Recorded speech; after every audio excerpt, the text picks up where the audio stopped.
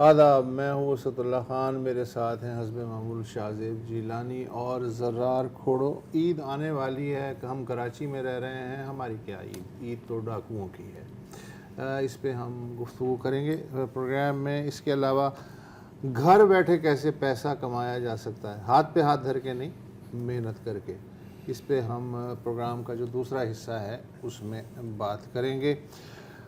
ایک موضوع ایسا ہے کہ ہم ہمیشہ سوچتے ہیں کہ یار اگلی بار اس پہ بات نہ کرنی پڑے، لیکن پھر کیا کریں، مجبوری ہے، چیزیں اتنی تیزی سے سامنے آتی ہیں، خبریں آتی ہیں کہ کچھ نہیں ہوتا، بس یہ ہے کہ ہم بات کرتے ہیں، ہمیں پتہ ہے کہ بات کرنے سے بھی کیا ہوگا، لیکن پھر بھی بات کرتے ہیں۔ بات تو کرنی پڑے گی۔ ساحل، جو آپ نے نام تو سنا ہوگا، بچوں کی فلاح و بہبود کا ادارہ ہے، اس کے مطابق گزشتہ برس روزانہ اوسطاً 11 پاکستانی بچے جنسی زیادتیوں کا شکار ہوئے، جس میں ریپ بھی شامل ہے۔ متاثرین کی اوسط عمر 6 سے 15 برس کے درمیان تھی اور لڑکیوں کے مقابلے میں لڑکوں کے ریپ کے واقعات زیادہ سامنے آ رہے ہیں۔ اس تناظر میں جب میں یہ خبر دیکھتا ہوں کہ مظفر گڑھ پولیس نے اس شخص کو حراست میں لے لیا ہے جس نے اعتکاف میں بیٹھے ایک 13 سالہ بچے کو ریپ کیا، ملزم خود بھی اعتکاف میں بیٹھا تھا۔ یہ اس علاقے میں کوئی پہلی واردات نہیں ہے۔ گزشتہ ماہ مظفر گڑھ کے علاقے کوٹدو میں ایک جعلی ڈاکٹر نے ایک 9 سالہ بچی کو ریپ کرنے کی کوشش کی۔ اس سے پہلے فیصل آباد کے مدینہ ٹاؤن میں ایک مدرسہ استاد کو ایک کمسن طالبہ کو متعدد بار ریپ کرنے کے الزام میں اہلیہ سمیت حراست میں لیا جا چکا ہے۔ اور ہمارے ساتھ اس وقت سبق سید صاحب موجود ہیں، تجزیہ کار ہیں، ہمارے دوست، وہ جو اس طرح کے معاملات ہیں بڑے درد دل کے ساتھ ان پہ نظر بھی رکھتے ہیں۔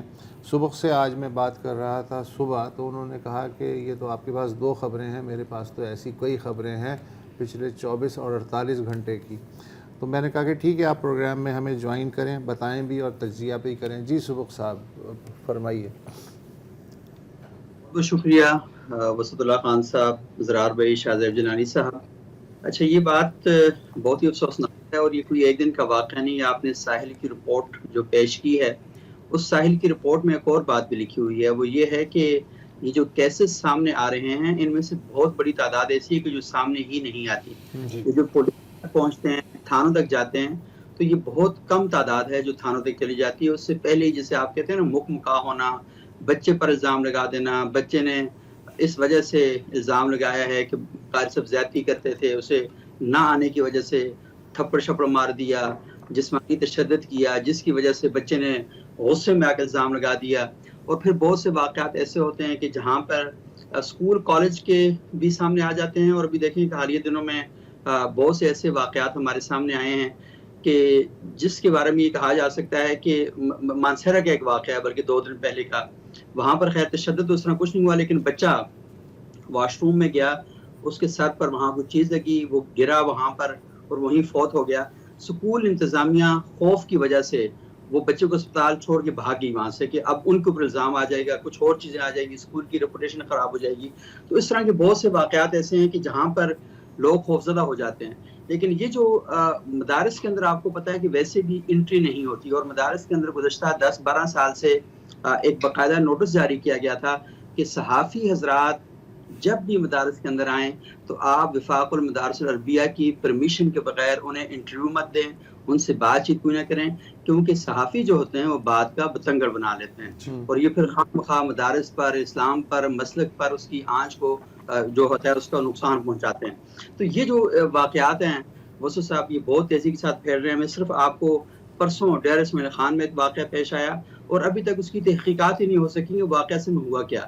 ایک بچے کو ماں نے تیار کر کے مسجد میں بھیجا کہ جاؤ بیٹا تراویح پڑھ کے آؤ، اور یہ بتایا جا رہا ہے کہ اس کی والدہ نے بڑا اس کو تیار شیار کر کے بھیجا تھا کہ اب تم بالغ ہو گئے ہو، روزہ رکھ رہے ہو تو جا کے تراویح پڑھو۔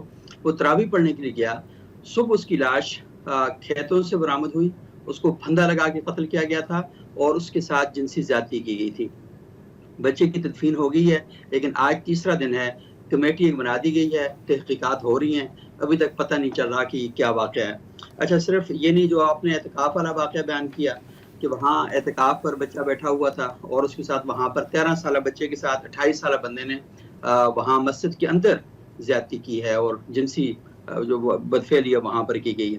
لیکن ان واقعات کے ساتھ ساتھ کچھ واقعات ایسے بھی ہیں کہ جو تھوڑا سا ماضی میں ہوئے. آپ کو معلوم ہے کہ لاہور میں جو مفتی عزیز الرحمان صاحب والا واقعہ ہے اور مفتی عزیز الرحمان صاحب جو وفاق المدارس ہے اس کے لاہور کے ایک طرح سے ناظم بھی رہے ہیں. تو انہوں نے بچے کے ساتھ واقعہ کیا, اس کی ویڈیو آئی. پہلے وہ انکار کر رہے تھے کہ سارا فراڈ ہے اور یہ مجھے بے ہوش کیا گیا تھا, مجھے کچھ ایسی ادویات دے کر مجھ سے اس طرح کے کام کرائے گئے تھے. وہ ضمانت پر رہا ہو گئے ہیں اور ان کے بارے میں آ رہا ہے کہ وہ ایک اور مدرسے میں اس وقت پڑھا رہے ہیں. پھر اسی طریقے سے قاری شمس الدین کا واقعہ بہت ہی مشہور ہوا مانسہرہ میں. وہ ان کا ایک پورا مدرسہ ہے اور وہ ایک اسکول میں ٹیچر بھی ہیں, یعنی اسکول بھی پڑھا رہے ہیں اور مدرسے میں بھی پڑھا رہے ہیں. تو قاری شمس الدین نے ایک بچے کے ساتھ اس طرح بدفعلی کی اور ایک بار نہیں مسلسل کئی بار کی گئی. اور جب بچے کو دیکھا گیا تو بچی کی آنکھوں میں خون آیا ہوا تھا, یعنی اس کی حالت, وہ بول نہیں پا رہا تھا.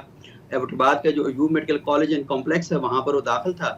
اور پھر وہاں پر یہ کہانی بنائی گئی کہ قاری شمس الدین صاحب کا تعلق کیونکہ جمیعت علماء اسلام کے ساتھ ہے اور وہاں پر ادارے جو ہیں جے یو آئی کے مخالف ہیں. اور پھر ایک ایسی کہانی بنائی گئی اور مفتی کفایت اللہ صاحب جو مانسہرہ سے رکن صوبائی اسمبلی بھی رہے ہیں, انہوں نے قاری صاحب کو اپنے گھر میں چھپایا ہوا تھا اور بڑی مشکل سے قاری صاحب کو برآمد کیا گیا. اور پھر ان کا جب ڈی این اے کروایا گیا تو ڈی این اے میچ کر گیا اور یہ ثابت ہو گیا کہ انہوں نے جنسی زیادتی کی ہے. اور پھر ابھی کچھ دن پہلے 3-4 دن پہلے انہیں وہاں جو عدالت ہے اس نے عمر قید کی جو سزا ہے وہ سنائی ہے.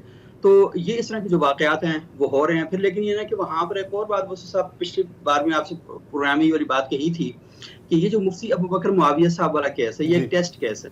وہ ٹیسٹ کیس اس وجہ سے ہے کہ آپ نے دیکھا کہ جو یہ واقعہ ہوا بچے کے باپ نے وہ ساری چیزیں اپنی آنکھوں سے دیکھی اور پھر طرح طرح کی کہانیاں گڑھی گئیں. وہاں میں نے لوکل جو جرنلسٹ ہیں ان سے میں نے پوچھا تو اس واقعے کے اندر جو سلو قرآن کے لیے گئے تھے علامہ ابتسام الہی ظہیر صاحب, تو ابتسام الہی ظہیر صاحب نے کچھ واقعات جو تھے وہاں سنائے اس طریقے سے بیان کر دیے کہ ایسا کوئی واقعہ نہیں ہے. ایک بوڑھی عورت سامنے بیٹھی ہوئی تھی اور اس کے سامنے سارا واقعہ ہوا. پھر یہ والی باتیں کرنا شروع ہو گئی کہ وہاں تو 12-13 لوگ تھے لیکن سب لوگوں نے کہا جی کہ ابو بکر معاویہ صاحب اس بچے کو لے کر ایک ویران جگہ پر لے کر گئے تھے. وہ بالکل ویران گھر سا تھا وہاں پہ اور بالکل برہنہ تھے اور اس سے اپنے پاؤں دبا رہے تھے. یہ ٹھیک بات ہے کہ جو زیادتی ہے جنسی زیادتی انہوں نے نہیں کی لیکن اس کوشش میں مصروف تھے کہ اس وقت بچے کا والد جو ہے وہ وہاں پر چلا گیا. اب اس کے اوپر دباؤ ڈلوایا گیا اور دباؤ ڈلوا کے اس سے کہا جی کہ آپ معافی نامہ وہاں کہتے ہیں کہ میں اس کو معاف کرتا ہوں. تو مجھے بتائیں معافی کس چیز کی ہوتی ہے؟ معافی کسی جرم کی ہوتی ہے نا. تو کوئی جرم وہ کر رہا تھا جس کی اس کو معافی وہاں پر دی گئی ہے. تو ایک دباؤ ڈلوایا گیا اور پھر صورت یہ ہو جاتی ہے کہ بڑے بڑے علماء جو ہیں وہ انگیج ہو جاتے ہیں. وہ پھر کہتے ہیں دیکھیں اس میں مسلک کی بدنامی ہے. عالمی میڈیا تو چاہتا یہ ہے کہ مدارس کی بدنامی ہو, اسلام کی بدنامی ہو. اس طرح کی ساری باتیں پورا کتنا نیریٹو بیان کر دیا جاتا ہے. وہ جو بندہ ہوتا ہے وہ کہتا ہے میں آلریڈی بہت گناہگار آدمی ہوں یار, اوپر میرے اوپر اتنا زیادہ اور بھی بوجھ لد رہا ہے تو بہتر یہ ہے کہ میں معافی مانگ. اچھا یہ بتائیے کہ ابو بکر معاویہ کا آپ نے ذکر کیا, سوشل میڈیا پہ ایک پوسٹر گھوم رہا ہے اور ایک 3 لائنیں بھی کہ انہوں نے بڑے دھڑلے سے کہا ہے کہ انشاءاللہ نماز عید کی وہ امامت کریں گے فیصل آباد کے کسی علاقے میں. جی وہ بڑے پرجوش خطیب ہیں, بڑے پرجوش مبلغ ہیں اور بڑی سر کے ساتھ وہ تقریر کرتے ہیں اور فکر آخرت ان کا موضوع بہت زیادہ ہوتا ہے. یوٹیوب پر ان کی تقریریں موجود ہیں. تو یہ تو بالکل اشتہارات چھپتے ہیں جی کہ یہ بڑا نمایاں خطیب ہے, یہ فلانی جگہ پر آ کر عید کی جو نماز ہے وہ پڑھائے گا. لیکن آپ نے وہ ویڈیو شاید وصف صاحب دیکھی ہو کہ جب وہ رہا ہوتے ہیں تو گاڑی میں بیٹھتے ہوئے ایک صحافی ان سے پوچھتا ہے کہ آپ کیا کہیں گے. وہ کہتے ہیں جی آج حق اور سچ کی فتح ہوئی ہے. اور اگلا جملہ بہت ہی خوفناک ہے, وہ یہ کہتے ہیں کہ میں انشاءاللہ عمر بھر ناموس رسالت کا دفاع کرتا رہوں گا. میں ختم نبوت کا سپاہی ہوں. مطلب کون سی بات کو کہاں جوڑ رہے ہیں؟ ہاں نہیں, یہ تو ہمیشہ جوڑا جاتا ہے. اچھا اب آپ نے ذکر ہی کیا تو جو مولانا ابتسام صاحب ہیں ان کی بھی کئی ویڈیوز گردش کر رہی ہیں ابھی سوشل میڈیا میں, کافی ناراض ہیں. وہ کہہ رہے ہیں کہ اس طرح تہمت نہیں لگانی چاہیے, اس طرح کا الزام نہیں لگانا چاہیے جب سب لوگ حیات ہیں, اور اس کی انویسٹیگیشن بھی ہونی چاہیے. اور بالکل 100% درست بات ہے ان کی, الزام نہیں لگانا چاہیے. میں آپ سے جاننا چاہ رہا ہوں سبک صاحب کہ ان پرنسپل تو بڑی اچھی بات کی ہے ابتسام صاحب نے, لیکن کیونکہ یہ ہمیشہ یہی کہتے ہیں نا کہ ختم نبوت کے بھی سپاہی ہیں, ناموس رسالت کی بھی خلاف ہیں, جب لوگوں پر جھوٹے یا کیا کہتے ہیں स्पूरियस इल्ज़ाम लगाए जाते हैं कि किसी ने नमूस रसालत की है, तो क्या उनको भी इसी पैमाने से गेज किया जाता है कि जी पहले इन्वेस्टिगेशन होनी चाहिए, या वहाँ पर कुछ और किस्म का रवैया होता है इन सब का? बिल्कुल जी, इल्ज़ाम लगाया जाता है और पाकिस्तान में आप सारे वाक़यात देख लें किस तरीके से लोगों को टॉर्चर किया जाता है और लोगों को घसीट के मार दिया जाता है, मॉब लिंचिंग की जाती है। और दूसरी बात यह है कि मेरे पास पूरे पाकिस्तान में एक वाक़या ऐसा है कि जिसके बारे में कह सकता हूँ कि उलमाए इकराम की कमेटी बैठी, तहक़ीक़ात शुरू होगी, और वजह ये थी कि जिस बंदे पर इल्ज़ाम लगाया था वो खुद मौलवी था। और ये हाफिज़ ताहिर महमूद अशरफी जो वज़ीर आज़म के एडवाइज़र हैं, ये उनकी तरफ से ये इल्ज़ाम आयद किया गया था कि एक बंदे को पूरा इन्वेस्टिगेट किया गया और उस पर तौहीन रिसालत का इल्ज़ाम साबित हुआ। उसकी वीडियोस उनके मोबाइल में मौजूद थी, मैं उनका नाम नहीं लेना चाहता क्योंकि वो सारा मामला जो है वो ख़त्म हो चुका है, लेकिन वो मौलवी साहब जिंदा हैं, उन पर इल्ज़ाम भी लगा, उलमाए किराम उसमें इन्वॉल्व हुए क्योंकि जिस पर इल्ज़ाम लगाया गया वो मौलवी था, तो इस वजह से बच गया। लेकिन इसके बजाय अगर कोई आम आदमी होता तो वो इस वक्त तरह की बाकी खबरें हैं तो आप एक और नाम का इजाफा उसमें मौजूद होता। मैं ये नहीं कहता कि सारे उलमा इस तरह करते हैं, बाज़ उलमा का बहुत ज़बरदस्त किरदार है, मैं उनका नाम लेना चाहूँगा। शाही मस्जिद चतराल जो है उसके जो खतीब हैं, उनके सामने एक क्या कहते हैं थोड़ा सा माफूकुल अकल शख्स जो पागल शख्स है उस पर तौहीन का इल्ज़ाम लगा। तो उन्होंने क्या किया कि अपने कमरे के अंदर उस शख्स को लेके चले गए और दरवाजे पे खड़े हो गए। उन्होंने कहा कि इस शख्स पर हाथ उठाने के लिए आपको मेरी लाश से गुजरना पड़ेगा। उनका गाड़ी चला दी गई, उनका बड़ा नुकसान हुआ, लेकिन वो आलिम दीन थे, वो खड़े हुए। दूसरा, खुशाब में जो बैंक मैनेजर को कत्ल किया गया था, अगले रोज एक आलिम दीन वहां पर खड़े हुए जनाजे के वक्त और उन्होंने वहां पर बहुत अच्छी गुफ्तगू की और लोगों को समझाने की कोशिश की कि अगर आपके किसी के साथ कोई इख्तलाफ भी है तो आपको पुलिस के पास जाना चाहिए। खुद मॉब लिंचिंग अच्छी बात नहीं है, लेकिन यहाँ पर जब इल्जाम लगाया जाता है तो ज़रार भाई वहां पर फिर नहीं देखा जाता क्योंकि लोगों की ज़हनियत इतनी बना दी गई है। मुझे खुद बताया ना कि जब आप गली मोहल्ले में बच्चों की ज़बान पर ये नारा उनको बतौर नारा दे दें कि मन सब नबियन फक्तुलू, कि जो भी नबी सल्लल्लाहु अलैहि वसल्लम की शान में गुस्ताख करे उसको कत्ल कर दो, यानी कोई कानून नहीं, कोई प्रोसिक्यूशन नहीं, कोई अदालत नहीं, कोई बीच में जज नहीं, आपको ये इख्तियार है कि आप उठे और जाके उसको कत्ल कर दें। तो जब इस तरह का माहौल आप बनाएंगे तो हर शख्स को आपने खड़ा कर दिया है कि तुम ही काजी हो, तुम ही वकील हो, तुम ही मुद्दई हो, तुम ही फैसला करो। तो ये जो सिचुएशन क्रिएट कर दी गई है। और एक और बात आप मुझे इजाजत दें, एक और मुझे इजाजत दें, तो आपने कहा ना इब्तिसाम अलैहि साहब ने बहुत अच्छी बात की है, लेकिन मेरा सवाल ये पैदा होता है कि क्या वो जो बच्चे का बाप है वो पुलिस के पास चला गया था ना, वो थाने में चला गया था, थाना इन्वेस्टिगेट कर रहा था, आप सोलो करने के लिए किस चक्कर में आए? आपको चाहिए था कि आप इंतजार करते, अदालत को अपनी कार्रवाई मुकम्मल करने देते, थाने को अपना काम मुकम्मल करने देते। उसमें ये तय होता है कि भाई वो सेल्फ अपॉइंटेड इन्वेस्टिगेटर भी थे, जज भी थे, प्रोसिक्यूटर भी थे, मीडिएटर भी थे, और फिर सबने उनके इस रोल को मान भी लिया। पुलिस समेत सजाए मौत है अनलेस के आपके किसी बंदे के ऊपर इल्जाम लगे, फिर सब चलता है। वक्फा ले।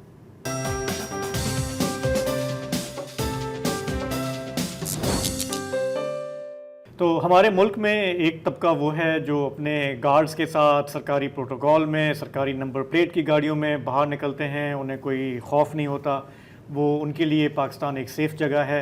लेकिन मेजॉरिटी है जो बाहर होती है, जिसको पता नहीं होता कि कहाँ से कोई बंदूक लेके आ जाएगा, छीना झपटी करेगा, गोली मार देगा। कराची में मुतअद्दिद वाक़यात रिसेंटली हुए हैं। इस साल के अगर हम सिर्फ फिगर्स देख लें तो पिछले 3 माह के दौरान कोई 55 लोग ऐसे हैं जिनको छीना झपटी के दौरान गोली मारकर हलाक किया गया। आज भी तीन लाशें गिरी हैं जिनका बिल वास्ता या बिला वास्ता ताल्लुक इसी स्ट्रीट क्राइम से है। इस पर हालिया दिनों में काफ़ी ख़बरें आई हैं, अपोजिशन ने भी इसको उठाया है, गवर्नमेंट ने भी अपने कुछ रिकॉर्ड को डिफेंड किया है। क्या कह रहे हैं पहले वो सुन लेते हैं। शहर के बच्चे उनको 12 जा रहे हैं चंद हजार रुपए के लिए। पुलिस क्या कर रही है? पुलिस उल्टा यहाँ के शहरियों से चंद हजार रुपए ले रही है, अपनी ईदी मना रही है। क्रिमिनल्स आ गए ईद मनाने के लिए। कराची में बोरी बंद लाशें नहीं आ रही हैं। स्ट्रीट क्राइम का हाइप भी एक क्रिएट की गई है। ज़रूर वो चीना झपटी में ये वाक़यात हो रहे हैं। हम टैक्स देते हैं, हम पाकिस्तान चला रहे हैं, हम सूबा सिंध चला रहे हैं। ये हमारा कसूर है कि डाकुओं को हम पर मुसल्लत कर दिया जाए। कराची को तो बेयारो मददगार छोड़ दिया। जो लोग हैं जिनके पास साहब लोग हैं, वो लोग किधर होते हैं जब ये काम हो रहे होते हैं? उनके अपने घरों में जनाजे उठे, उनके बेटी का, उनके भाई का, उनके बाप का जनाजा उठे तो उनको पता चलेगा क्या होता है। अच्छा, तो नए आईजी आए हैं सिंध में, कराची के भी नए सीसीपीओ भी अपॉइंट हुए हैं एक हफ़्ता पहले, और जो अभी वज़ीर दाखिला हैं ज़िया हसन लंजार साहब, उन्होंने पिछले दिनों प्रेस कॉन्फ्रेंस की, काफ़ी उनसे तपे हुए हमारे सहाफ़ियों ने सवाल भी किए कि बताएं, जवाब दें, 15 साल से आपकी हुकूमत है, ये क्या हो रहा है कराची में। तो उन्होंने मज़ेदार बातें की। उन्होंने कहा देखिए ये बहुत बड़ा शहर है और यहाँ पे इस तरह का क्राइम होना कोई इतनी गैर मामूली बात नहीं है। दूसरा उन्होंने कहा कि आपका मीडिया भी जो है बहुत ज़्यादा एग्जैजरेट करता है खबरें, हालात इतने ख़राब नहीं जितना आप दिखाते हैं। तीसरी बात उन्होंने ये कही कि कराची जो है वो हमारा ज़ाहिर है कि बिज़नेस हब है, और जहाँ पे बिज़नेस एक्टिविटी होती है वहाँ पर ये क्राइम होता है, तो ज़्यादा पानी आता है, जब ज़्यादा कारोबार होगा तो ज़्यादा क्राइम भी होगा। अच्छा, जब भी हमारी इस मौजू पे पहले भी बात हुई है, मौजूदा जो आईजी साहब हैं उन्होंने कहा देखें जी ये जो सूरत हाल है इसको आप होलिस्टिक अप्रोच, ठीक है ना, आप सिर्फ देखा करें ना, कि पुलिस से आप मिरेकल्स एक्सपेक्ट ना करें। देखें इसका ताल्लुक है हमारे यहाँ पॉपुलेशन कितनी बढ़ रही है, हमारे यहाँ पॉवर्टी कितनी बढ़ रही है, हमारे यहाँ इन्फ्लेशन कितनी है, हमारे यहाँ ड्रग यूज़ कितना है, इस शहर में टीटी पिस्टल से लेकर क्लैशनकोव कितना आसानी से लोगों को मिल जाता है। इन सब बातों को जब हम नहीं रोकेंगे तो ये सब तो होगा। फिर उनसे पूछा गया कि देखें आपकी जो भी पुलिस फोर्स है, चलें वो अंडर पेड है, वो ट्रेंड भी नहीं है, वो सिफारिश पे भी भर्ती होते हैं, वो शायद रिश्वत दे के पोस्टिंग कराते हैं, उनकी कारकर्दगी तो बेहतर करना आपका काम है। तो अभी ये जो सूबाई वज़ीर दाखिला हैं उन्होंने बड़ा एक भड़कीला सा बयान दिया। उन्होंने कहा जहाँ पे ये कार्रवाई होगी वहाँ का SHO मुअत्तल होगा, वहाँ का SSP मुअत्तल होगा। तो पिछले ऐसा तारीख में कभी नहीं हुआ, पहली बार ऐसा कभी भी नहीं हुआ। और पिछले वो मतलब पिलियन राइडिंग की तो कोई बात नहीं की ना, डबल सवारी, शुक्र है उन्होंने अच्छा हुआ। अच्छा, उन्होंने ऐसा किया भी है बाय द वे, वो समझते हैं कि मैं बहुत ही दबंग किस्म का वज़ीर दाखिला हूँ। पिछले हफ्ते में उन्होंने कुछ 6 SHOs को मुअत्तल कर दिया। बहुत खूब। अच्छा, होता क्या है कि जी वो बंदा कहीं पे चीना झपटी में किसी को गोली मार दी, उसकी डेथ हो गई नौजवान की, कुछ नहीं करते, सिर्फ SHO को सस्पेंड कर देते हैं। अच्छा, वही SHO को जड़ से बात कहीं और लग जाएगा। तो जो हमारा एक नी जर्क रिएक्शन है कि गवर्नमेंट किस तरह से रिस्पॉन्ड करती है इन मामलात को, वो ये है। अच्छा, जो पिछले हफ्ते जो 6 SHOs सस्पेंड हुए, उनमें से एक साहब को इसलिए भी सस्पेंड किया गया, ज़मान टाउन वाले जो हैं, कि जी कि वो अलेजिडली खुद इन्वॉल्व थे इन रॉबरीज में, ठीक है ना, या उनका कोई किरदार था इसमें। तो आज हमने, सिर्फ मैं आपको बताता चलूँ कि आज हमने बहुत कोशिश की कि कराची के जो CCPO हैं वो आते, किसी और को नॉमिनेट करते, ज़िया हसन लंजार साहब आते, गवर्नमेंट का कोई नुमाइंदा आता जो एक्सप्लेन करता कि ये जो मुतवातिर जो वाक़यात हो रहे हैं उसके बारे में क्या कर रहे हैं, लेकिन वो सब बहुत मसरूफ़ हैं इस वक्त। मेरा ख्याल है यही अमन को यकीनी बनाने के लिए। बिल्कुल, देखिए आप क्राइम वेव के साथ लड़ने के लिए वो भी काम कर रहे हैं, वो हमें क्यों टाइम देंगे। मैं थोड़े से आपको बिग पिक्चर बता सकता हूँ अगर आप चाहें। होलिस्टिक 2022 से अगर आप कंपेयर करें तो पिछले साल तकरीबन 11% स्ट्रीट क्राइम में इजाफा हुआ है। बस तकरीबन 50,000 से ज़ायद मोटरसाइकिलें छिनी है। ये मैं 2023 की बात कर रहा हूँ। 26,400 शहरियों के मोबाइल फ़ोन चोरी हुए हैं। ये वो हैं जो रिपोर्ट होते हैं, अक्सर तो लोग कहते हैं यार क्या फ़ायदा। और 2 बैंक रॉब हुए हैं। किडनैपिंग और एक्सटॉर्शन में भी इजाफा हुआ है, और एक्सटॉर्शन में भी इजाफा हुआ है। दूसरा, जहाँ तक हम बात करें पुलिस की नफरी की, और ये एक अहम नुक्ता है, 108 पुलिस स्टेशंस में इस वक्त 12,000 पुलिस पर्सनल है। कराची की आबादी कितनी है? करोड़ों में। यार लेकिन 1/4 जो है वो शायद वीवीआईपी ड्यूटी नहीं, वो अलग है, वो अलग है। ये 12,000 तैनात हैं, और अभी वैकेंसीज आपके पास 25,000 की हैं। हाँ, अच्छा, वैकेंसीज हैं, वैकेंसीज आपकी 25,000। तो जैसा गवर्नमेंट कहती है कि जी बड़े बड़े शहरों में ऐसे छोटे छोटे वाक़यात हैं, लेकिन पूछे कोई उनसे जिनका लख्ते जिगर चला जाता है एक मोबाइल फ़ोन की वजह से या किसी छोटी मोटी बात की वजह से। हम उम्मीद करते हैं छोटे छोटे लोगों के साथ छोटे छोटे वाक़यात हों तो कोई मसला नहीं है, बड़े लोगों के साथ क्यों नहीं होते? क्योंकि जैसे आपने शुरू में ही बोल दिया था, वो अपनी वीकों में जब बड़े लोगों के साथ छोटे छोटे वाक़यात होंगे तो मसला तब पता लगेगा। तो एक ब्रेक ले लेते हैं, वापस आएंगे तो बात करेंगे कि इस मुल्क में फ्रीलांसर्स का फ्यूचर कैसा है, वो कितना पैसा कमा रहे हैं, आप उसमें से कैसे कमा सकते हैं।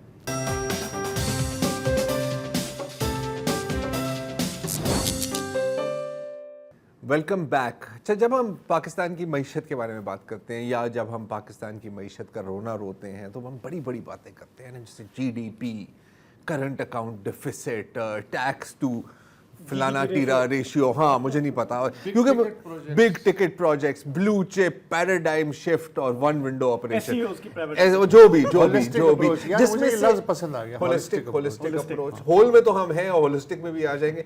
और अगर हम ईमानदारी से बात करूं, मुझे इन चीज़ों की कोई समझ नहीं आती। लोग बातें करते हैं, हम सुन रहे होते हैं, जी कर रहे होते हैं, क्योंकि हम जैसे शहरियों के जो असल जो सवाल है कि यार पैसे कैसे कमाए जाए। नौकरियां कम हैं, अगर मिल गई तो आप खुशकिस्मत हैं, लेकिन लगता है कि मतलब नौकरी भी मिल रही है, तनख्वाह भी मिल रही है, लेकिन फिर भी गुजारा नहीं हो रहा। तो क्या किया जाए, कैसे किया जाए? अब एक वक्त पे बंदा 3-3 नौकरियां तो नहीं कर सकता, या शायद कर सकते हैं। तो हम अब आज बात करेंगे फ्रीलांसिंग की। आपको शायद पता हो कि पाकिस्तान में फ्रीलांसर्स की एक बहुत बड़ी तादाद है और ये बढ़ती जा रही है। कई वेबसाइट्स हैं इंटरनेशनल वेबसाइट्स, वहाँ पर जॉब्स और प्रोजेक्ट्स अपलोड होते हैं, लोग उनका फ़ायदा उठाते हैं, जैसे कि अपवर्क हो गया या फाइवर हो गया। इन दोनों का नाम आपने सुना होगा, मैंने सिर्फ इन दोनों का ही नाम सुना है, तो मैं इन दोनों पे ही बात कर सकता हूँ। लेकिन ये किस बला का नाम है फ्रीलांसिंग? आप फ्रीलांसिंग कैसे कर सकते हैं? आप इससे कितना कमा सकते हैं अभी नहीं, और इसके लिए क्या कोई ट्रेनिंग करने की ज़रूरत होती है? इन सारे सवालात के जवाब ढूंढने के लिए आज हमने दावत दी है शो में तुफैल अहमद खान साहब को। आप हैं president and CEO Pakistan freelancers association के। बहुत मेहरबानी तुफैल साहब हमें ज्वाइन करने की। तो पहले तो अब हम बाबू को ज़रा समझाएं कि आप मुझे अपनी बात पता है इसके बारे में। चले ये काला कोला लगाते हैं इसलिए आप ये बच जाते हैं थोड़े से। हाँ सॉरी, झूठा इल्ज़ाम। तो व्हेन वी से फ्रीलांसिंग हमारा मतलब क्या है? मतलब ये किन एरियाज को कवर कर रहे हैं? Sir thank you for having me in the show. Thank you sir. Freelancing अगर मैं उर्दू में इसको डिफ़ाइन करूँ तो आज़ाद रहकर रोज़ी कमाना। सही, आज़ाद रहकर रोज़ी कमाना। A person is self employed, working independently or remotely for multiple of companies, clients, organizations, online और offline। सही, ऑनलाइन ऑफलाइन इसलिए कहूँगा कि एक फ़ोटोग्राफ़र भी फ्रीलांसर है। सही है। वो 10 लोगों के लिए काम करता है। करीम का कैप्टन जो कि IT इनेबल्ड है अपने स्मार्टफोन से, बट वो करीम में भी है, उबर में भी है, प्राइवेटली भी चला रहा है, वो भी एक फ्रीलांसर है। और एक वो बंदा जो कि मोबाइल एप्लीकेशंस घर बैठ के बना रहा है पूरी दुनिया में बहुत सारे इदारों के लिए, वो भी एक फ्रीलांसर है IT इनेबल्ड। वो किसी का मुलाजिम नहीं है। वो किसी का मुलाजिम नहीं है और उसकी 9 to 5 जॉब नहीं है। उसको एक प्रोजेक्ट के भी पैसे मिल सकते हैं, उसको पर आवर भी पैसे मिल सकते हैं। वो डिसाइड करता है अपनी ख़ुद की जर्नी, उसका अपना पोर्टफोलियो होता है। वो डिसाइड करता है किसके साथ काम करना है, किसके साथ नहीं करना। उसने अमेरिका में काम करना है, उसने पाकिस्तान में काम करना है। तो लॉयर भी एक फ्रीलांसर है, तो लीगल कंसल्टेंसी दे रहा है सारे क्लाइंट्स को। तो फ्रीलांसर जो है एक सेल्फ एम्प्लॉयड पर्सन होता है जो कि इंडिपेंडेंटली या रिमोटली ऑनलाइन या ऑफलाइन काम करता है। अच्छा, नहीं अब जब हम फॉर एग्जांपल बात करें, जैसे अभी मैंने हवाला दिया था अपवर्क का, फाइवर का, तो अक्सर मैं लोगों से सुन रहा होता हूँ, और कुछ अभी ऑफिस में भी लोग मुझे बता रहे थे कि यार किसी ने मुझे ट्रांसक्रिप्शन का जॉब दिया, किसी ने मुझे कहा कि यार एक मेडिकल जर्नल है, इसको प्रूफ रीड कर दे। तो इसके बारे में थोड़ा सा हमें बताएं, क्योंकि अक्सर अब मैं आपको एक और एग्जांपल देता हूँ, हमारे मुल्क में कभी कभी नहीं कई बार हम देखते हैं कि इंटरनेट भी बंद हो जाती है, तो पूरे ट्विटर पे या सोशल मीडिया पे या रेडिट पे मैं यही देख रहा होता हूँ, लोग चीख रहे होते हैं कि यार हमारे इतना लॉस हो गया, हमारे इतने जॉब्स चले गए बिकॉज हम क्लाइंट को डिलीवर नहीं कर सकते। ये जो फील्ड है इसमें बंदा कैसे दाखिल करे? क्या कोई स्किल्स चाहिए, क्या चाहिए? सर इसमें मैं थोड़ा सा इसमें बैकग्राउंड बताऊं कि फ्रीलांसिंग में आपको सबसे पहले देखना होता है कि आपका ऑब्जेक्टिव क्या है। क्या आपका ऑब्जेक्टिव कमाना है सिर्फ? तो फिर उसमें इस तरह की जॉब्स बहुत आती हैं कि आपने 50 वर्ड की फाइल दी, उसको बोला PDF में कन्वर्ट कर दो। ये कोई स्किल तो है नहीं। आपने एक वर्ड आता था, आपने उसको कर दिया टेम्परेरी। दूसरी जॉब आई, पावर पॉइंट की प्रेजेंटेशन है, उसको JPG में कर दो, या मैंने एक टेक्स्ट दिया, उसको ट्रांसक्रिप्ट कर दो, जैसे कुछ जॉब्स आप बता रहे हैं। बट क्या आपका ऑब्जेक्टिव फ्रीलांसिंग से सबसे पहले क्या कमाना है, या आपका एक रेगुलर इनकम जनरेशन एक प्लान के तहत आपको फ्रीलांसर बन के अपनी एक स्किल बनानी है? तो उसका सबसे पहला स्टेप होता है आप किस चीज़ में अच्छे हैं। सबसे पहले आप आइडेंटिफाई करते हैं। अगर एक लॉयर है तो वो देखता है मैंने लीगल की डिग्री भी ली है, प्रैक्टिस किया हुआ है। एक ग्राफिक डिज़ाइनर है, वो देखता है मुझे ग्राफिक डिज़ाइनिंग आती है। तो पहले तो ये कि आइडेंटिफाई करते हैं। काउंसलिंग लोग ये पहला स्टेप ही मिस कर जाते हैं। वो कहते हैं कि किस चीज़ में ज़्यादा कमाई है। अब मेरे पास बहुत सारे मेडिकल प्रैक्टिशनर आते हैं जो कहते हैं कि यार हमें फ्रीलांसिंग करनी है तो हम ग्राफिक डिज़ाइनिंग सीख लें।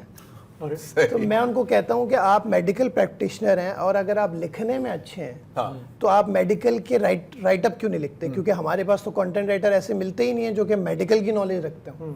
तो आप एक अच्छा ब्लॉग लिख सकते हैं मेडिकल पे, आप जो है मेडिसिन पे, ओवर द काउंटर ड्रग्स पे आप जो लिख सकते हैं वो एक कंटेंट राइटर अंग्रेजी का नहीं लिख सकता। वो ग्राफिक डिजाइनर है और कहे कि आप तो शायद एक स्पेशलिस्ट बन जाएं कि you are a writer but you have a medical background as well, but that does not mean अगर आपका इनकम जनरेशन का ऑब्जेक्टिव है तो आप फिर कुछ भी कर लें, आप कार्ड भेज दें, आप कुछ और काम कर लें, कमा लें।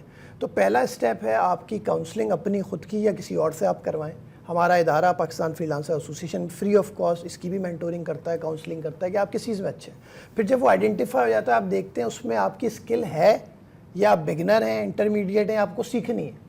अब यहाँ पे थोड़ा सा एक कैच आता है कि लोग जो है पाकिस्तान में इतने ज़्यादा कोर्सेज करवा रहे हैं और कर रहे हैं कि ज़्यादातर बच्चे, जो मेरी रिसर्च है जहाँ जहाँ मैं यूनिवर्सिटीज़ में पूरे पाकिस्तान में जाता हूँ, तो ज़्यादातर बच्चे इस चीज़ के या तो इंतज़ार में है कि कोई कोर्स ऐसा है 20,000 30,000 का जो मैं करके $20,000 कमाना शुरू कर दूँ, या तो कोई बच्चा कर रहा होता है उसको समझ में नहीं आता, वो कहता है अच्छा मैं ये कोर्स छोड़ के दूसरा कोर्स चले आऊँ। तो ज़्यादातर बच्चे इस वक्त पाकिस्तान में पढ़ रहे हैं, सिर्फ कोर्स कर रहे हैं, कमा बहुत कम लोग रहे हैं, और ज़्यादातर लोग वहीं स्टक हुए हुए हैं। और ज़्यादातर लोग यही सोच रहे हैं कि अब हमें कोई और मसीहा, कोई और मेंटोर, मोटिवेशनल स्पीकर आए और वो अब हमें कमाना, मतलब कमाना देखा है मैंने, मैं 100 बच्चों में से पूछता हूँ तो सर 5 बच्चे 10 बच्चे कमा रहे होते हैं डॉलर्स में। अच्छा, तो फिर ये बताएं, सॉरी पहले ज़रार भी आपसे पूछ रहे थे कि आपके मेंबर्स कितने हैं पाकिस्तान में, कितने लोग हैं जो आपकी एसोसिएशन के मेंबर? हमारे मेंबर्स अलग हैं और जो हमारे हम मेंबरशिप तो हमने अभी 1.5 साल पहले स्टार्ट की है, बट पाकिस्तान में जो फ्रीलांसिंग की तादाद है वो समझें 2 मिलियन से ज़्यादा है।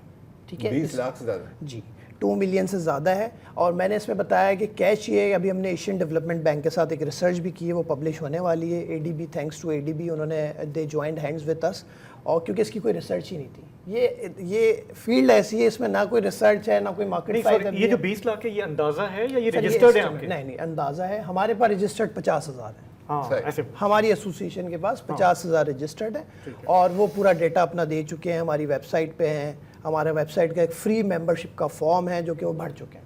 ठीक है। अच्छा, ये जो अगेन ज़रार ने सवाल किया कि 2 हैं मेरा ख्याल, क्या वेबसाइट्स हैं, अपवर्क एंड फाइवर, या ये पोर्टल्स हैं? सर जब अब मैं दोबारा उसी पे आता हूँ, आपने काउंसलिंग कर ली, आप इस चीज़ में अच्छे हैं, फिर आप दूसरे स्टेप पर आए कि आपने देखा कि जी आपकी स्किल जो है ग्राफिक डिज़ाइनिंग है, कंटेंट राइटिंग है, सॉफ्टवेयर डेवलपमेंट है, अच्छी है नहीं अच्छी है, कोर्स करना है नहीं करना।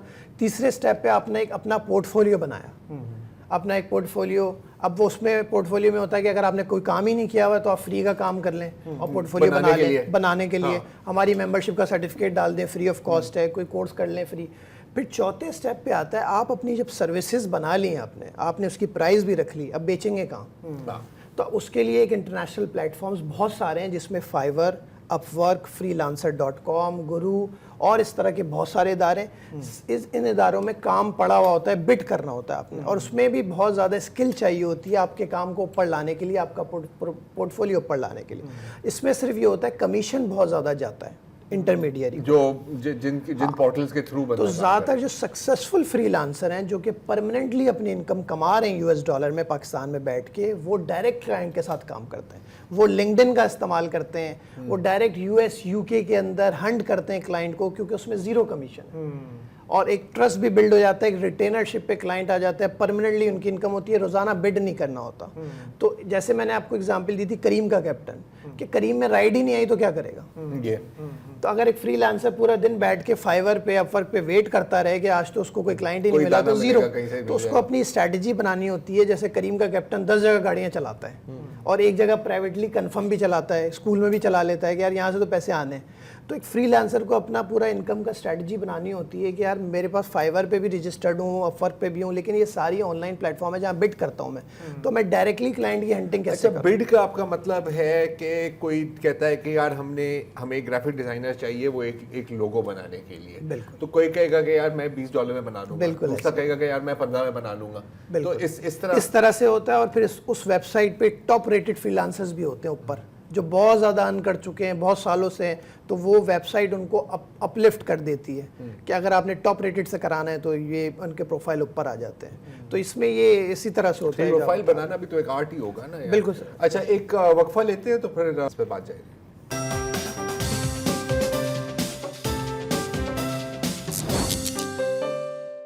پاکستان میں لاکھوں فری لانسرز ہیں جو گھر بیٹھے اپنا کام کر رہے ہیں, اپنا روزگار کما رہے ہیں.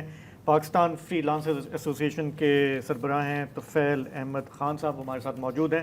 طفیل صاحب, ابھی ہم بریک سے جو پہلے جو ہم بات کر رہے تھے, آپ نے جو سروسز آپ نے گنوائیں جو فری لانسرز ڈیلیور کر رہے ہیں اور پیسے کما رہے ہیں, پچھلے پونے دو سال میں آرٹیفیشل انٹیلیجنس کے آنے کے بعد بہت سارے ایسے ٹولز آ رہے ہیں جو اب آپ کو لٹرلی 2-4 کلکس میں آپ کر سکتے ہیں.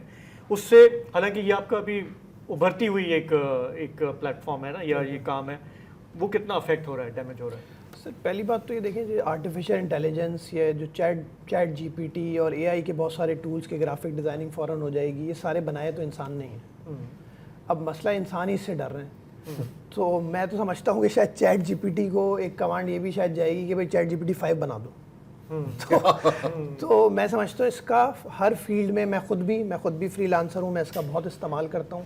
تو اس کا استعمال کر کے ایک انسان اگر کانٹینٹ رائٹر, اس کی جاب ختم نہیں, اس کو بہت اچھا کر سکتا ہے. اس کو ایک گرافک ڈیزائنر جو ہے اس کی بہت ساری چیزیں ایسی ابھی بھی ہیں جو کہ ریپلیس نہیں ہوئی ہیں. اگر میں چیٹ جی پی ٹی میں جو ایک فیچر ہے جس سے میں امیجز بھی بنا سکتا ہوں, بٹ جو میرے پاس گرافک ڈیزائنر ہے وہ ایک کمپنی کا بروشر بنا رہا ہے جس میں 2 اسپیکرز آ رہے ہیں, وہ مطلب ابھی اتنی ایڈوانس لیول پہ نہیں گئی ہے. آپ اس کا فائدہ نہیں اٹھائیں گے تو پھر آپ آؤٹ ڈیٹڈ ہیں, یو ول بی آؤٹ. مطلب ایک کانٹینٹ گھبرانا نہیں ہے. نہیں, دیکھیں اب کانٹینٹ رائٹر جب چیٹ جی پی ٹی کو کوئی کمانڈ دیتا ہے کہ آپ مجھے ایک پریس ریلیز بنا کے دیں اس کمپنی کی, اور وہ بنا دیتا ہے, اس میں اسٹیٹمنٹ بھی ڈال دیتا ہے, بٹ اگر آپ نے اس کو ہیومن ٹچ نہیں دیا, آپ نے تھوڑا سا کسٹمائزیشن ہی نہیں کیا اس کو, تو چیٹ جی پی ٹی تو ظاہر سی بات ہے آپ کی جاب لے جائے گا. وہ مطلب کہ اے آئی سے ڈرو نہیں, اے آئی کو استعمال کرنا سیکھو. اچھا جی, ایک میں صرف تھوڑا سا فالو اپ کرنا چاہ رہا ہوں. جیسے آپ نے کہا کہ کافی لوگ فری لانسنگ سے کما رہے ہیں پیسے, اور ہو سکتا ہے ان کو باہر ملکوں سے بھی ڈالرز میں بھی پیسے آ رہے ہوں. کچھ میرے نوٹس میں کیسز آئے ہیں جہاں پہ بینکس نے اچانک اکاؤنٹس فریز کر دیے. اماؤنٹ بھی بہت زیادہ نہیں ہے, 2-4 لاکھ روپے کوئی اگر کما رہا ہے کہ جی یہ پیسہ کہاں سے آ رہا ہے, کیوں ہو رہا ہے, اور جن لوگوں کو بھی عید سے پہلے پیمنٹس کرنی تھیں وہ پریشان پھر رہے ہیں کہ میرا اکاؤنٹ کیوں فریز ہو گیا ہے, کیا ہو گیا ہے. تو ہمارے یہاں آپ چونکہ بینکس کے ساتھ کام کرتے ہیں, آپ کو ایسی شکایتیں آ رہی ہیں, اور اگر آ رہی ہیں تو کیسے اس کو ٹیکل کر رہے ہیں؟ سر بالکل آتی ہیں. ابھی تو سب سے بڑا مسئلہ یہ ہے کہ زیادہ تر فری لانسرس کے اکاؤنٹ ہی نہیں کھلے ہوئے, پہلے کھلتے ہی نہیں تھے. تو ہم نے اسٹیٹ بینک آف پاکستان کے ساتھ بڑا thanks to State Bank of Pakistan, انہوں نے اب ایک ریگولیشن کچھ سالوں پہلے جاری کی تھی جس کے تحت ایک فری لانسر گھر بیٹھ کے اکاؤنٹ کھلوا سکتا ہے. پہلے تو مانتے ہی نہیں تھے فری لانسر کون ہے, وہ انکم اسٹیٹمنٹ لے کر آؤ یا گھر کا ایڈریس لے کر آؤ, آفس کا ایڈریس لے کر آؤ, ان کا تو ہوتا نہیں ہے. تو اب ماشاءاللہ سے ہمارے پاس جو پارٹنر بینکس اچھے خاصے بینکس ہیں جو کہ اس پہ کام کرنا سٹارٹ کر دیا. گھر بیٹھ کے اکاؤنٹ کھل جاتا ہے on line, with in few clicks آپ کا اکاؤنٹ US$ میں بھی کھل جاتا ہے, not only in PKR, US$ میں کھل جاتا ہے. ہمارے بینکنگ میں تو 10 چیزیں مانگتے ہیں وہ, کہ یہ لے کر آؤ وہ لے کر آؤ. اس کی ریگولیشن ہے, لا ہے. میں جب بھی مطلب کسی باہر کی, ہم بھی فری لانس کرتے ہیں نا, ہم آرٹیکل لکھتے ہیں بھیجتے ہیں, بالکل ہم سب کرتے ہیں. تو جب بھی مجھے کہیں باہر کے آرٹیکل لکھتے ہیں نا, وہ بھیجتے ہیں, مجھے بینک سے کال آتی ہے کہ سر آپ نے کیا چیز ایکسپورٹ کی ہے. اچھا, تو میں کہتا ہوں الفاظ یار, اور پھر 2 ہفتے بعد وہ مشکل سے وہ ٹرانسفر کر دیتے ہیں. 4 کالیں آتی ہیں مجھے, یہ اسٹیٹ بینک بھی انوالو ہوتا ہے, پتہ نہیں جہاں تک. تو سر US$ میں اکاؤنٹ کھل جاتا ہے آپ کا, اور فری لانسر کے طور پر, اور یہ نہ صرف US$ اور بھی کرنسیز میں کھل سکتا ہے. پھر اس کا اب ڈیبٹ کارڈ بھی لانچ ہو گیا US$ کا, اور ایک بینک ہے پاکستان میں جو کہ باقاعدہ کچھ ان کے ATMs ایسے ہیں جس میں آپ US$ ودرا بھی کر سکتے ہیں ایک اماؤنٹ پاکستان میں, کراچی میں بھی ہے, جس میں آپ US$ ودرا نہیں کر رہے ہیں. سب ڈالرز کے پیچھے پھر آپ کے سوال پہ دیکھیں ایشوز آتے ہیں زیادہ تر, جیسے میں نے پہلے بتایا کہ ان لوگوں کے آتے ہیں جو ڈائریکٹلی کلائنٹ کے ساتھ کام کرتے ہیں. There is a rule KYC, know your customer, ٹھیک ہے, جو اسٹیٹ بینک ڈائریکٹلی دیکھتا ہے بینکس کے ساتھ, بینکس کے اندر وہاں ڈپارٹمنٹ بنے ہوئے ہیں. اگر ان کو وہ چیزیں کچھ پوری نہیں ہوتی ہیں, وہاں سے پیمنٹ آئی بھی ہوتی ہے جس کو KYC کرنا ضروری ہے, چاہے وہ میری کیوں نہ ہے, کسی کے آپ کی کیوں نہ ہے, تو وہ KYC پوری کر کے وہ دے دیتے ہیں. اور ہمارا ادارہ 1 روپیہ بھی نہیں لیتا ان لوگوں کے, وہ ایشوز ریزالو کراتا ہے A to Z. اچھا, ہم باقاعدہ اپنے نمبر, اپنے ویب سائٹ, سوشل میڈیا پہ اناؤنس کرتے رہتے ہیں کہ جس بینک میں بھی کوئی ایشو ہو, آپ فری آف کاسٹ ہم سے سروس لیں, ہم آپ کا فری آف کاسٹ وہ ایشو ریزالو کرائیں گے. ایون کہ اسٹیٹ بینک ہمارے ساتھ کھڑا ہوا ہے. آپ سے آج بات ہو رہی ہے, 3 دن پہلے وہ بیچارے اتنے پریشان تھے, مجھے سمجھ نہیں آ رہا تھا. بس KYC آپ کی کمپلائنس پوری ہونی چاہیے کہ, اور وہ بھی زیادہ تر ان جگہوں پہ مسئلہ آتا ہے جو ڈائریکٹلی US UK میں کلائنٹس کے ساتھ کام کرتے ہیں. Do they have to be a member for you to help them. बिल्कुल सर, और फ्री ऑफ कॉस्ट है मेंबरशिप। अच्छा, मेंबरशिप इंस्टीट्यूशन से ज़रा इंडिविजुअल पे आते हैं। आपसे मैं पहले बात हो रही थी तो आप कह रहे थे कि यार एक तो स्टूडेंट्स की तो आपने अभी बात की, आपने कहा कि जो घरेलू ख़वातीन हैं घर पे बैठी हुई हैं, अक्सर मैंने ये स्टोरी सुनी है कि वहाँ पर भी काफ़ी फ्रीलांसिंग हो रही है, लेकिन जो आप कह रहे हैं ना कि एक स्किल डेवलपमेंट भी चाहिए, तो वो कैसे फ़ायदा उठा सकते हैं? बिकॉज एक बहुत अनटैप्ड पार्ट है ना हमारी इकोनॉमी का। बिल्कुल सर, इस पे बिल्कुल हमारा इदारा भी काम कर रहा है। हाउस वाइफ के लिए बहुत अच्छी अपॉर्चुनिटी है, कहीं जाना नहीं है, घर से बैठ के काम करना है, किसी से रब्ता नहीं है, ऑनलाइन बैठ के आपने अपनी सर्विसेज देनी है। अगेन इसीलिए now Pakistan freelancer association has partnered with Google. हमने गूगल के साथ पार्टनरशिप करके एक हाई एंड की फ्री ऑफ कॉस्ट, जो कि $US में चार्ज होती थी, 9 certificate courses free of cost Pakistan में ऑफर कर रहे हैं, जिसमें हाउस वाइफ को फीमेल का 60% रेशियो है। ठीक है, अब वो हम फ्री ऑफ कॉस्ट दे रहे हैं। 3 महीने से 6 महीने के ऑनलाइन कोर्सेज हैं। ये इसीलिए लॉन्च किए हैं ताकि घर बैठ के वो ऑनलाइन इस कोर्स को करें, इसका एग्ज़ाम दें, गूगल की सर्टिफिकेशन उनको जब मिलेगी तो एक उनकी स्किल भी बन जाएगी, और वो घर बैठ के उस स्किल को सेल करके जो मैंने स्टेप्स बताए हैं फिर उस पर काम कर सकती हैं। तो हाउस वाइफ के लिए तो बहुत अच्छी अपॉर्चुनिटी है, जो घर से बाहर नहीं जाना चाहती हैं, बच्चे साथ हैं और घर में कोई काम करना चाहती हैं। उनके लिए उनको मिनिमम क्वालिफिकेशन क्या होनी चाहिए? कोई क्वालिफिकेशन ज़रूरी है सर, स्किल ज़रूरी है। अगर एक हाउस वाइफ अपनी रेसिपीज़ अच्छी बनाती है तो वो रेसिपीज़ सेल कर सकती है। कुकिंग कोई किसी की आवाज़ अच्छी है तो वॉइस ओवर आर्टिस्ट जो है ना उसकी वो फाइवर के अंदर जॉब्स भरी हुई हैं, आप वॉइस ओवर करें, आप वॉइस ओवर करके आप वो अपनी सेल कर दें। आप ग्राफिक डिज़ाइनिंग में अच्छी हैं, आप एडोब सीख लें ऑनलाइन बैठ के, सारे कोर्सेज। मेरा कहने का मकसद ये है कि मिनिमम उनकी तालीम का कोई लेवल तो होना चाहिए। सर देखिए, इंग्लिश तो ऑब्वियसली ज़रूरी होती है फ्रीलांसिंग, क्योंकि ऑनलाइन आप जब क्लाइंट से बात करते हैं तो वो इंग्लिश में बात करते हैं। बट इसमें भी आपको पता है AI टूल्स, चैट GPT, अब बहुत ज़्यादा आपको इस पे, वही मैंने अगेन देखे ना कितना फ़ायदा है। अप्लाई करते हैं इतनी आर्टिकुलेट इंग्लिश में, अब देखिए ये क्या हो रहा है। कुछ में लोग व्हाट्सएप पे मैं 100% गारंटी के साथ कह सकता हूँ चैट GPT 100%, क्योंकि मैं उनको जानता हूँ, इतने उनमें अकल नहीं है। अच्छा, एक और जो चीज़ है कि अब ये तो एक पूरा इकोसिस्टम बन रहा है। पाकिस्तान को जो एडवांटेज है वो शायद ये है कि क्योंकि ज़्यादा क्लाइंट्स मेरा ख्याल है कि US में होते हैं, कुछ UK में होते हैं, तो हम जो भी है बंदा वो थोड़ी बहुत अंग्रेजी तो बोल ही लेता है, तो ये एक एडवांटेज है पाकिस्तान। सर पाकिस्तान इस वक्त फ्रीलांसिंग में दुनिया में 4थे नंबर पर है। चौथे नंबर पर है। ओके, बाकी और हम अनकरीब जो है 3रे नंबर पे आने वाले हैं। अमेरिका है, फिलीपींस है, तो पाकिस्तान 4थे नंबर पे जो फ्रीलांसिंग में है। मेरे ख्याल से सबसे ज़्यादा बड़ी वजह चीप प्राइसिंग की, हमारी जो प्राइसिंग है वो बहुत कम होती है, और हमारे यहाँ ज़्यादातर लोग जो है कंटेंट राइटिंग और ग्राफिक डिज़ाइनिंग में जो हाई एंड स्किल्स है, जिसमें $2000 भी 1 घंटे के मिल जाते हैं, वो artificial intelligence, machine learning, cyber security है, जिस पे हमारा इदारा काम कर रहा है कि बच्चे इस पे शिफ्ट हों। बच्चे सिर्फ एक चीज़ पे ना रहे हैं जिस पे वो कमा रहे हैं $200, $250। आप देखें ना, $200 को आप 15,000 से मल्टीप्लाई करें तो 3 मिलियन बनते हैं। ये बहुत इंपॉर्टेंट है, सुने इस तरफ जाना। हालांकि वही बात जो ये कह रहे थे कि लोग ये पूछ रहे हैं कि जी पैसा किस तरफ है, तो उस तरफ मैं जाऊँ, लेकिन पहले स्किल फिर पैसा, फिर स्किल। अब जो है ना, अब अगर एक बंदा सॉफ्टवेयर डेवलपर है तो अपने आप को अपग्रेड करके AI भी इंक्लूड करे, रेलेवेंट फील्ड में जाए ना। कि अब कंटेंट राइटर है, चैट GPT के प्रॉम्प्ट्स पढ़ाना शुरू कर दें। चैट GPT के प्रॉम्प्ट्स डालता है कैसे, एक बैंकर कैसे डालता है, एक प्रोफेशनल कैसे डालता है, मीडिया प्रोफेशनल चैट GPT का कैसे इस्तेमाल कर सकते हैं। कोई कोर्स कर ले, कोई कोर्स करवा दे। कोर्स कराएगा कौन? मैं ये पूछ रहा हूं। कंटेंट राइटर्स, क्योंकि उनकी फील्ड है चैट GPT की। चले, तो मैं कह रहा हूँ रेलेवेंट फील्ड में अपने आप को अपग्रेड करने का नाम जो है ना, आपने ज़्यादा इनकम कमानी है। एक बंदा IT प्रैक्टिशनर है, सिक्योरिटी को देखता है, तो उसको साइबर सिक्योरिटी हैकिंग नहीं आती, मतलब ब्रांच आउट करना है, अपनी जो स्पेशलाइज करना है और बेहतर होना है। बहुत बहुत शुक्रिया तुफैल साहब, आपसे भी जरा अभी हम बात करते हैं कि हम भी कैसे पैसे कमा सकते हैं, लेकिन आज के लिए इतना ही, इजाजत दीजिए, खुदा हाफिज़।